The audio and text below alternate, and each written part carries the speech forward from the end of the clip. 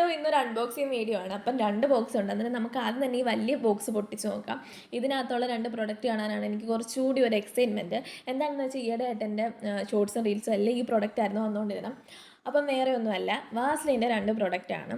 ഒരെണ്ണമെന്ന് പറഞ്ഞാൽ ഗ്ലൂട്ടോ hand flawless glow സിറോയിൻ ലോഷനും, ഒരെണ്ണമെന്ന് പറഞ്ഞാൽ ഗ്ലൂട്ടോ hand തന്നെ ഡൂയി റേഡിയൻ സിറോയിൻ ലോഷനുമാണ്.